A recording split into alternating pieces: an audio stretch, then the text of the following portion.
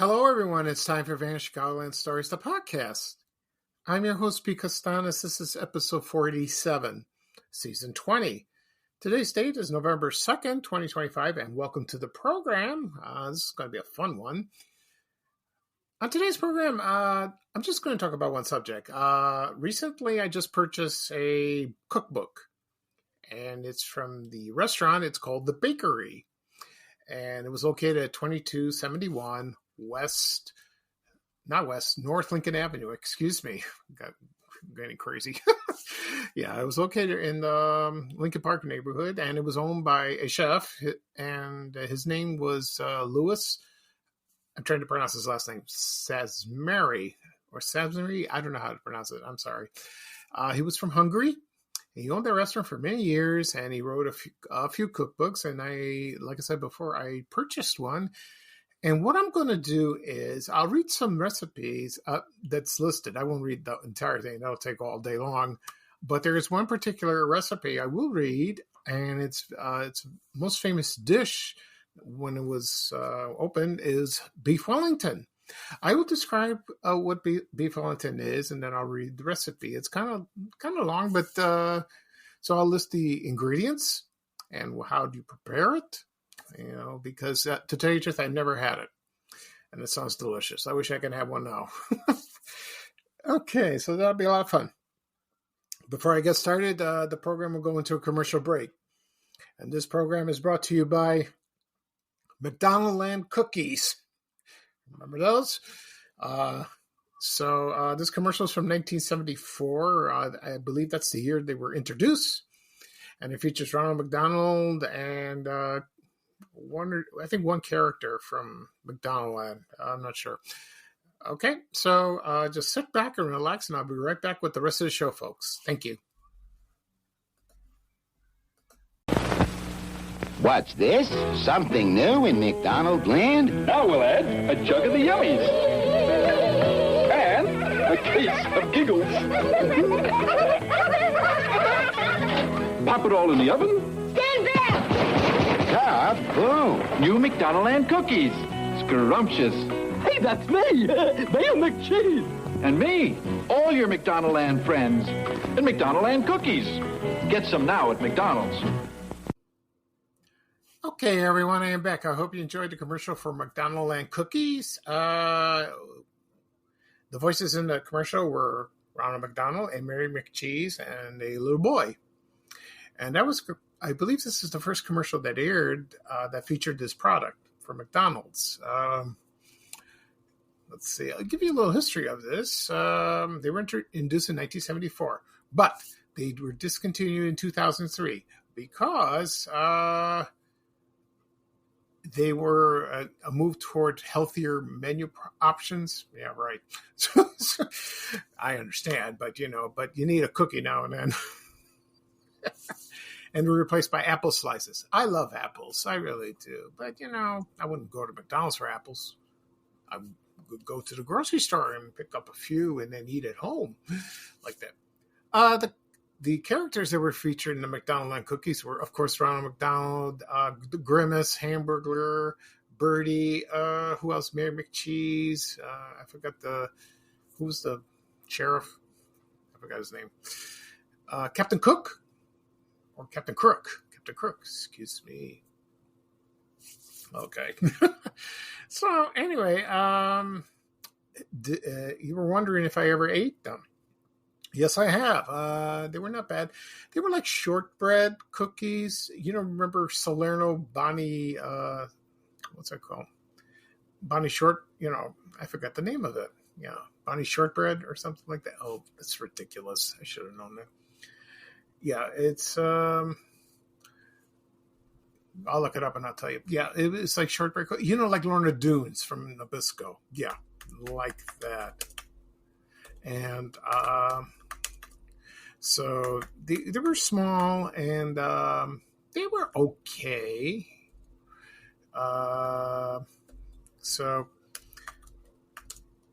So I ate them a couple times, McDonald's. But usually when I went to McDonald's, I don't do this anymore. When I was younger, I used to get a sundae, like a hot fudge sundae. They had strawberry caramel, like that. They had those things. Okay, yeah, they were called Bonnie shortbread cookies. Those were made for Selenos. Those were my favorite. They were like square. They had a very unique design, and I used to dunk them in my milk all the time. Oh, I wish they'd come back. I wish they would come back. I miss them so much. Unfortunately, I don't think they are going to. So, if I've always said this, if I had a lot of money, I would bring things back from the dead, in Chicago, like for Riverview Park, Salerno, even Maurice Solano cookies. I would do that, or other things. The Vanished Chicago Lamp Posts, all the time. So, all right. So, do you believe McDonald Land cookies will come back? I don't think. I think I said this before. No, I don't think so. No, I think that's it. So the only thing you would want shortbread cookies is by Lorna Doones, which they're pretty good. Not the same. All right. At the beginning of the program, I mentioned I'm going to talk about the Bakery Restaurant. I have a cookbook, and I'm going to read a recipe from the cookbook, which is Beef Wellington. This will be a lot of fun. Before I get started, I'm going to mention a couple things. One, this past Friday was Halloween. I didn't have any trick-or-treaters. None whatsoever. Nobody showed up at the door. So my family and I end up with a lot of candy. We have Kit Kats and Nestle Crunch, mini ones. So we're going to eat those. Okay. And this week's going to be busy for me for health reasons. Tuesday, I'm going for my chemo. I think it's the last one. I don't know if I'm going to get it. I'm going to discuss with my substitute oncologist. We'll see what she says.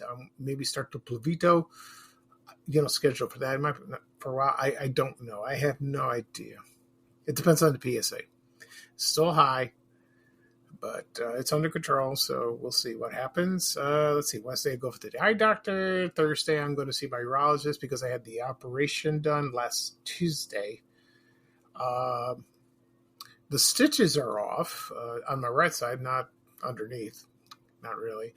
I'm not in much pain, just a little discomfort. Swelling around my groin area, it's coming down a little bit. So I'm going to have the doctor examine me. He will tell me. And so he'll let me know when I could start operating the sphincter. I don't know when, maybe at the end of the month or early next month. I don't know. That's up to him. What he says. Okay. So tomorrow I'm going to have lunch with somebody and going somewhere special, I believe. I will let you know when I post it. It's going to be fun. Yeah. That's great. Yesterday morning I went for breakfast with some of my classmates at Correas. To my Greek friends, kalositharte, kalimera, that means welcome and good morning. So we had a lot of fun. We talked about the old days. We talked about career events, but it was nice. It was very nice indeed. Okay. So let's get started on the bakery. Okay. Now, this was founded by a chef. His name was Louis Sazmary. I hope I pronounced his name right. He was born on June 2nd, 1919, in Hungary. And he enrolled in in school. He earned a master's degree in journalism and a doctorate from psychology at the University of Budapest before he was drafted to World War II. And so he did that. And he wrote some manuals, and then one was for cooking. And then he enrolled in a chef school in Hungary, I guess, and he took some advanced courses. I think this was his passion. I believe this is what he wanted to do. So that's cool. In 1951, he came to the United States, not in Chicago, came to New York. And so he he was a short order cook. That's like, he probably worked at diners and stuff like that. You have to practice. You got to learn how to do that. Master your technique like that. And he did. And then he worked his way up the ranks, and then he went to very famous restaurants. Then in 1959, he moved to Chicago, and he worked for the Armour and Company. I think that's the Armour hot dogs, hot dogs, Armour hot dogs, And he developed frozen food lines and for Stouffer's, So one of the classic Stouffer's frozen food was frozen spinach souffle. He created that. That was him. And so he did that. Then in 1963, he opened his own restaurant, and it's called the Bakery. I don't know where he got the name of it. I don't know. But it was what was described to Lewis was a continental dishes with American undertones. That makes sense. And he had a lot of exotic dishes from Europe. And I guess it turned out very successful immediately. And his famous dish, of course, is Beef Wellington. And he hosted parties for very famous people in Chicago, and of course, from all over the world, all over the country and the world, excuse me. And he did appear on television, which, I never saw him on TV. I don't remember seeing him. And, he appeared like on Good Morning America. He appeared on Oprah. He's, maybe Today Show. Probably, I don't know if he appeared on local television, like Channel 9 or Channel 32. I don't know. Probably. He was also on the radio. He was also featured in magazines, TV commercials, and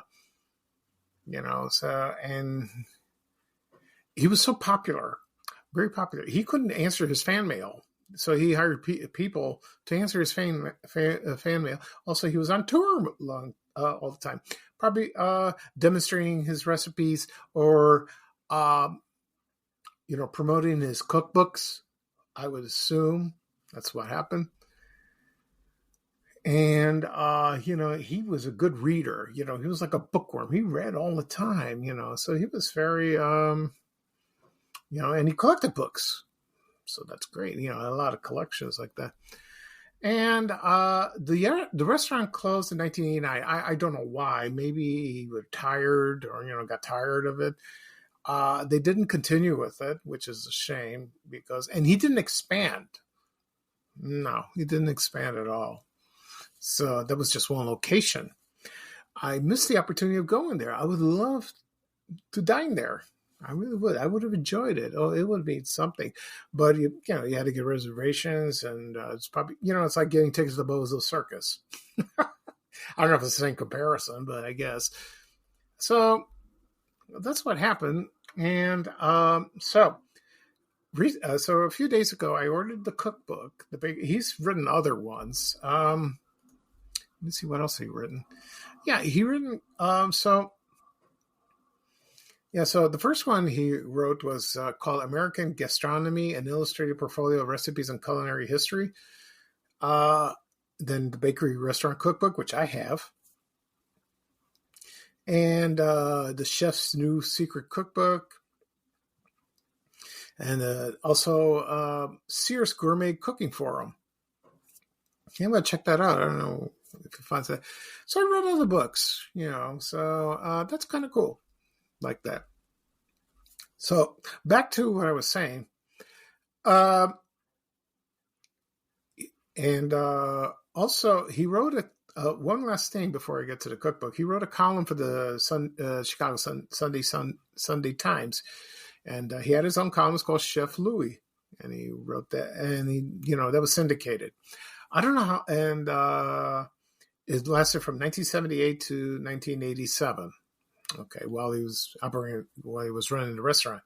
So the cookbook I ordered this on eBay, and I figured, why not do a podcast episode about this cookbook and read one of their famous recipes, Beef Wellington. Why don't I do that? Okay. So, let's see. So the cookbook, you can order this online like that. And then, let's see. I'm not going to read all the recipes because there's too many. But it's the contents have appetizers, soups, meats, poultry, fish and shellfish, vegetables, cheese, pasta and rice, salads, sauces. Oh, he had a lot of sauces, a lot of them.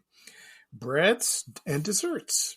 Yeah. And so there were so many. I can't read all of them. It'll take all day long. So let me see what famous one. So I'll pick one that is famous from each group. Like, for example, there was pate maison. That's an appetizer. He made that. There was lumberjack pie. He made crepes. He used a lot of liver in his recipes. Soups. The famous one was old-fashioned beef soup or real double consomme. He made that. Meats, of course, he made beef Wellington. He also made beef stroganoff, a lamb, veal scallopini, roast pork stuffed with Hungarian sausage or roast suckling pig. He also made Hungarian goulash, like that. Poultry, he made chicken paprikash. I can't pronounce it. I'm sorry. Roast turkey, roast goose, quail, pheasant. He did that. Fish, he made baked grouper. Let's see where else. Boiled lobster, smoked lake trout, and all that. And vegetables, sugarloaf cabbage, sweet and sour red cabbage, French country peas, lentils. In Greek, we have fakes. That's what it's called, which I don't like. I don't care for it. Ugh. My mom makes it all the time. Ratatouille, he made that. Yellow wax beans with dill. Cheese, pasta, and rice. He made all kinds of cheeses. There are recipes in those. Salads. He made the bakery's herb salad dressing with bib lettuce. He made that. Sauces, you name it, like horseradish, hot herb butter for fish, mushroom sauce, orange sauce for poultry, red wine sauce, Cumberland. That's for Beef Wellington. I'll explain that in a couple of minutes. Breads, he made bread dumplings, cornbread, muffins, quick bread. Desserts, I think one of his famous desserts is baked Alaska. I never had baked Alaska. I always want to try it. And he made, let's see what else. Fresh strawberry tarts, mocha torts, chocolate nut roll. He made that. Shortcake, sponge cake strudel. He made that. Also made wedding cakes. If you wanted a wedding cake done. I guess he did create those. Yeah. I don't know. We'll see about that. Okay. Let me get to the page real quick. Here we go. I went to the page of Beef Wellington. I'm going to read that in a moment. Okay. Right now, I'm going to take a quick break. When I come back, I'm going to read the recipe for Beef Wellington. This is going to be a lot of fun. I'll read the ingredients. I will try to read the preparations. It's kind of long, but I'll try to, how would I say it? Do the Reader's Digest version of it. I'll do my best. Just bear with me. So if you don't want to hear the recipe, that's fine. But if you're interested, just stay on the program and listen. Okay. So I'm going to take a quick break, and then I'll come back with the rest of the show. Okay. So hang in there, folks. Thank you. Gonna get a powerful start today. Gonna have some powerful goods. Cheerio! Gonna get a powerful good feeling from Cheerios. Toast, juice, milk, and Cheerios. Powerful good. Cheerios.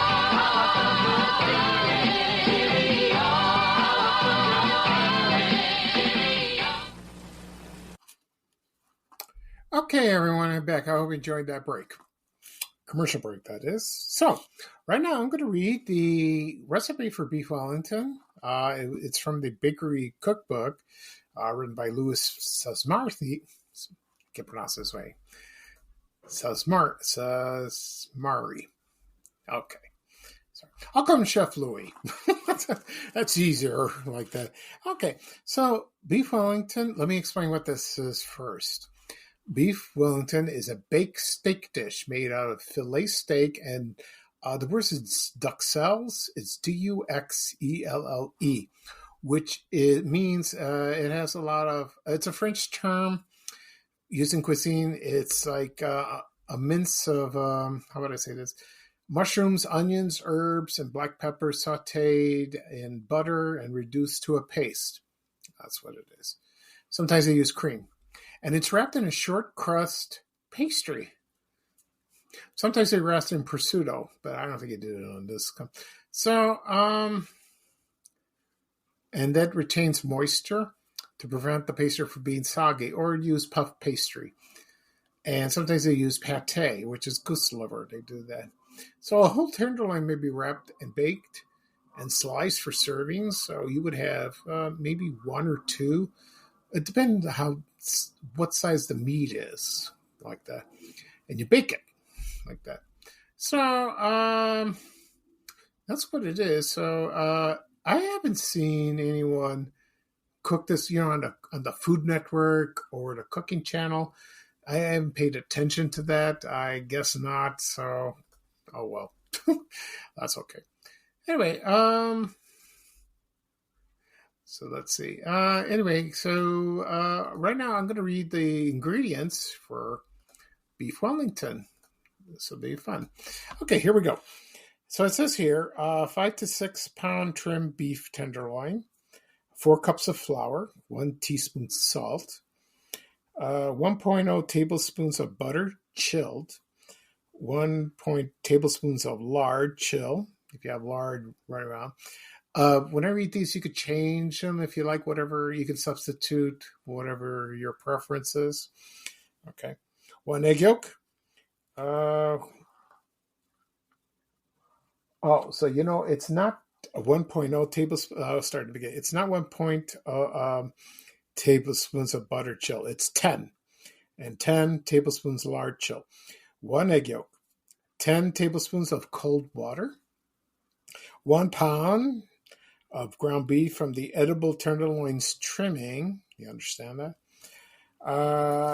Half a pound of pate maison. Now, I'll get to that in a second and explain what that is so you can understand it. So, pate maison is, so it's like, it has onions and chicken duck fat, and either you can use chicken or duck livers if you want.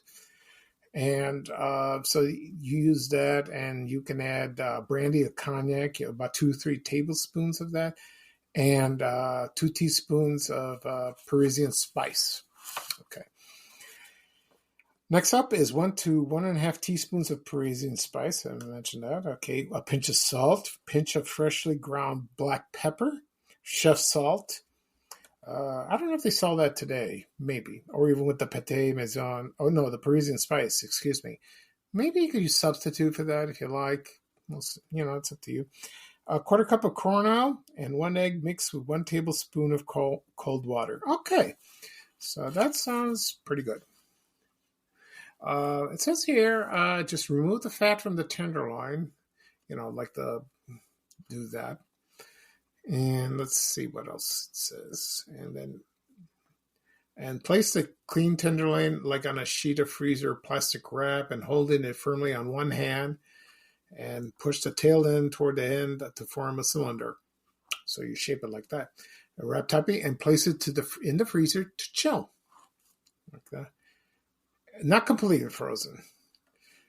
Okay, so you have to... So for the meat, you have to cut it into 1/2-inch cubes for grinding. So you would do that. And you use for the red wine sauce Cumberland. I'll get to that in a moment. So you prepare the dough. I think a lot of people know how to do that. It's like pastry dough to do that. So once the tenderloin is chilled, cut it with a sharp knife into equal portions. Okay. And so you can use, let's see, you can cut up to 8 5-ounce steaks to do that. And then place the steaks back in the freezer. Okay. Okay, and then you grind the edible trimmings twice through meat grinder. And then you add the pate maison, the Parisian spice, a pinch of salt, a pinch of freshly ground pepper, and you mix it thoroughly, and then you put it in the refrigerator. Then you heat a large heavy skillet and with a drop of oil, you remove the steaks from the freezer, and sprinkle them lightly with the chef's salt, like that, and a thin coat of corn oil. And then sear the steaks in a hot skillet, a few times, about 3 or 4 seconds, turn them over like that. And then you put it back in the freezer, and rechill it. Then you take them out, divide the pate mixture into 8 equal portions, about 3 ounces each.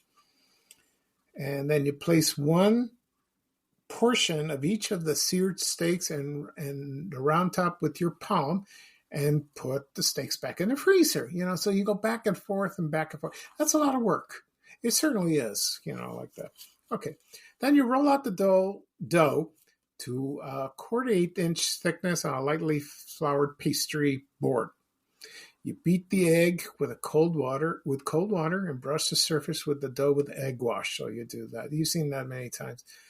And cut the dough into triangles about 9 by 5 inches.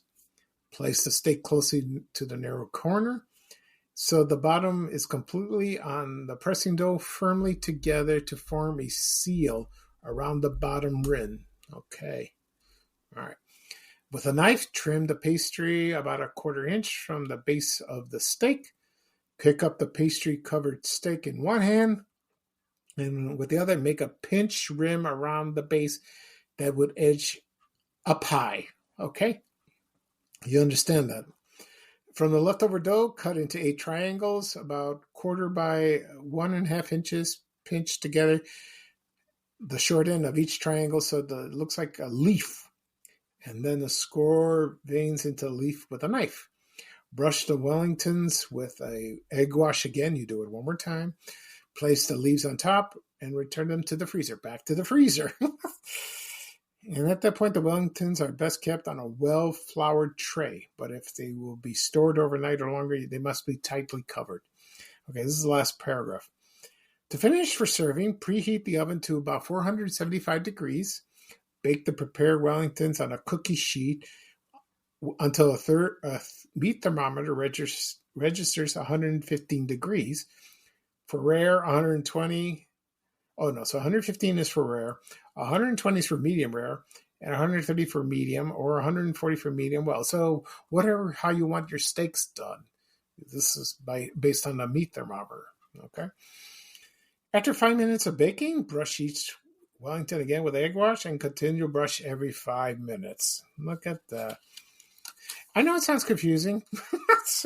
So, one thing I want to mention about this cookbook, each recipe underneath has chef's secret. And there's a picture of, it's like a caricature of Chef Louis. So this is the chef's secret of him. So you can either go by his secret or think of your own, whatever best judgment you have when it comes to your cooking. So it says here, if your butcher can supply a fully trimmed tenderloin, 2.5 pounds to 2 3/4 pounds, approximately 11 to 12 inches in length, and 2.5 to 3 inches in diameter, plus 1 pound of ground beef for the pate, and another pound for scraps or ground meat for the sauce. You can begin the preparation by wrapping the trimmed tenderloin in the aluminum foil to chill. Okay. Don't skip the egg wash basting every 5 minutes while baking because it has so much important purpose than simply beautifying the Wellingtons. That makes sense. The cold egg wash cools off the pastry while the meat keeps cooking. This way, even if you like the beef done to medium well, which we really don't recommend, the pastry won't burn or dry out. So if you like medium well, maybe it don't taste so good, so you would settle for medium. I like my steaks medium well. But I think in this particular recipe for Beef Wellington, you have to do it that way. I don't know. It's up to you. Okay. All right. Not knowing your oven and how to correct its temperature is I am reluctant to give specific baking times for Wellingtons. One experience shows that in a preheated, accurate 475-degree oven, 8 Wellingtons on a cookie sheet bake to rare in 12 to 3 minutes. Okay, and let me read that again. Our experience shows that in a preheated, accurate 475-degree oven, 8 Wellingtons on a cookie sheet bake to rare in 12 to 3 minutes, to medium rare 15 minutes, to medium in 18 minutes, and in medium, well, about 20 minutes at most. Meat is so expensive, I feel you should invest in a good professional meat thermometer that is a scientific instrument rather than a gadget. So I remember he had, I saw this on eBay. There were meat thermometers from the Bakery on sale. I saw one. Maybe I have a picture of that. And so if you were in the market to buy one, if you want to try these recipes, go ahead. Or just buy a current, up-to-date one as well. Yeah, so that's good. So that's it for the Beef Wellington. If I get a lot of requests of people wanting to read the recipe instead of me reading it on the podcast, I will print it. I will scan it and then print it on Facebook if people want that. I will do that, and then I will send it to you or post it to you, and you could do whatever you like. Okay? That's up to you. Okay. So I read this book yesterday. It's pretty good. And, here's the thing. On the back of the book, it shows the address, 2218 North Lincoln Avenue. And it has the phone number, area code 312-472-6942. And it's open Tuesdays through Saturday, 5 to 11. So I assume this place was not open for lunch. What's a shame? It was for dinner. Okay. All right. So that was fun. I enjoyed that. I like this book very much. I really do. It's, I enjoy it. It's a shame the restaurant is no longer in business. So try to find a place in Chicago or anywhere that serves Beef Wellington that was good as the one in the bakery. Good luck to that. Because I always want to try it. I really do. Okay. So that's it for this program. I'll do a recap of what I talked about. I talked about the Bakery Restaurant that was located at 2271 North Lincoln Avenue in the Lincoln Park neighborhood. And I acquired a cookbook from that place, and I read the recipe for Beef Wellington. Okay. This podcast will be published later on today, wherever podcasts are available: Apple Podcasts, Spotify, Amazon Music, Breaker, Overcast, iHeartRadio, Good Pods, Podbean. If you have those apps on your phones or your tablets or your desktop, just tap on them. Tap follow. You will receive a notification of the latest episode. All the episodes are listed there at your convenience. Also be uploaded on my blog, www.vanchicagoland.blog. They're all listed. They'll have the links, so it'll take you right there to listen. If you can listen to CarPlay in your car if you'd like. Also, if you have Spotify on your smart TV, you can listen to that, or YouTube. I'll get to that in a moment. You can listen to that as well. And, just lying down on the couch when you're tired, like me, all the time. Also be uploaded on my YouTube channel. And again and again and again, people ask me, where do I find your podcast? I want to listen to your podcast. Please send me a link to your podcast. You can go to YouTube. Go to YouTube. Type in search Van Chicagoland Stories or my name, Pete Costanis. When you find it, click subscribe. Doesn't cost anything. You can listen to the previous episodes if you like. They're all there. And if you receive a notification for the latest episode, please check it out. Also, be sure to have my social media accounts: Facebook, X, LinkedIn, Reddit, Threads, Blue Sky, Instagram, and TikTok. My TikTok's growing a little bit. Okay, so that was fun. As for the next podcast episode, there won't be Tuesday because I'm going to the doctor. So I'll have one next weekend. Probably Sunday, I would imagine. We'll see. I don't know. Okay. All right, so this is Speak Stash, your host of Vanishing Chicagoland Stories, the podcast. Thank you for joining me. I had a good time with the recipe. Today's a nice day. The Bears are playing at noon. Please enjoy the game. Don't get out of whack. If they lose, just enjoy it. There's always tomorrow or the next game, whatever. Just relax and enjoy your Sunday. So here's bye-bye for me, and there's a little traveling music from our famous Chicago legend and good guy Ray Rayner saying bye-bye-bye. Take care, everyone. Have a good day, and I'll talk to you soon. Thank you. We have to go. Bye, bye, bye.